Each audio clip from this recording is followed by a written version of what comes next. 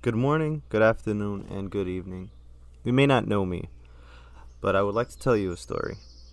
One time there were three men: a Puerto Rican man, a Mexican man, and an African American man. And they were at work, and the conversation came up of Christianity.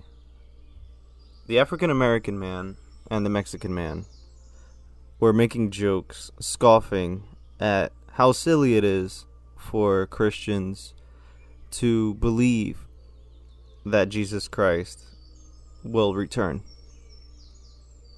The Puerto Rican man grew up the courage and told them both, the Mexican man and the African American man, that he believes in Jesus Christ.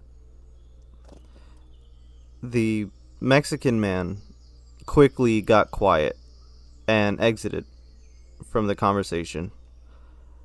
The African American man looked at the Puerto Rican man, and he was asking questions.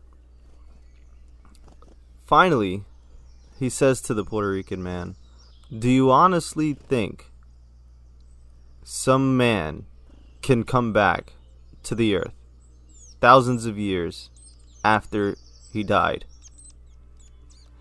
And the Puerto Rican man replies, "He died once, but he came back." And yes, to answer your question, I do believe he will return. The African American man says to the Puerto Rican man, "Everything you believe has been written in a book by some random guy you don't even know. You believe in a book. It's just a book.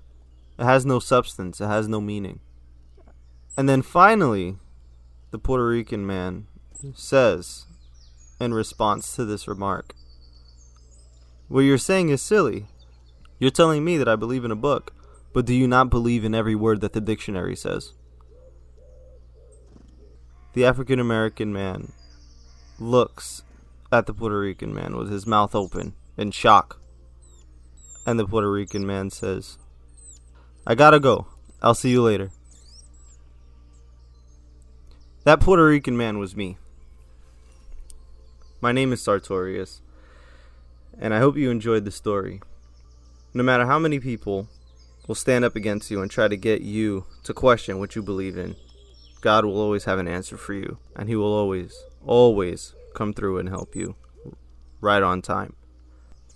1 John 4:4 says, "You are of God, little children, and have overcome them, because greater is He that is in you than he that is in the world."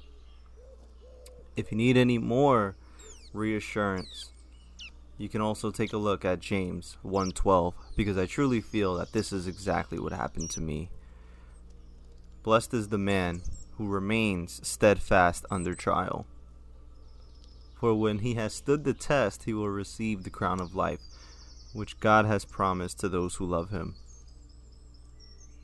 In that moment, I know I was under trial.